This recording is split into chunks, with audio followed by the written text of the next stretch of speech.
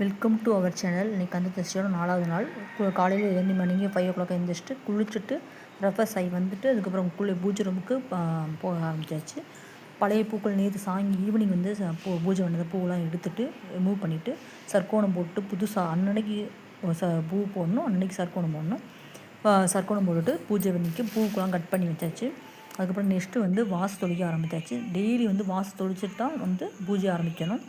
உள்ளே வந்து பூஜைக்கு தேவையான பூக்கெல்லாம் கட் பண்ணிவிட்டு வாசு தொளிச்சிட்டு வந்து உள்ளே வந்து பூக்கள்லாம் வந்து கட் பண்ணிவிட்டு வேல்மாறல் படிக்க ஆரம்பிப்பேன். இப்போ திருத்தணி உதித்தலும் ஒருத்தன் மலை விருத்தன துளத்தி உரை கருத்தன்மையை நடத்துக்கன் வேலையை வந்து படிக்கணும். ஓகே, ஸ்டார்டிங் வந்து 6 முறை படிக்கணும், முடிய புரட்டி 6 முறை படிக்கணும்.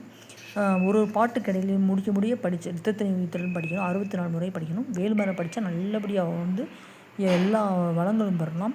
அவங்கவுங்க விரதம் இருக்கீங்க, நல்லபடியாக சாமி கும்பிடுங்க, விரதம் இருங்க, நல்லபடியாக முருகன் கண்டிப்பாக கிடைக்கும், கேட்டது கிடைக்கும்.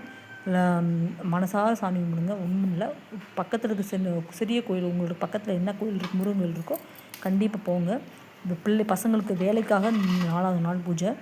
ஒரு நாள் ஒரு விளக்கு ஏற்றுவேன்.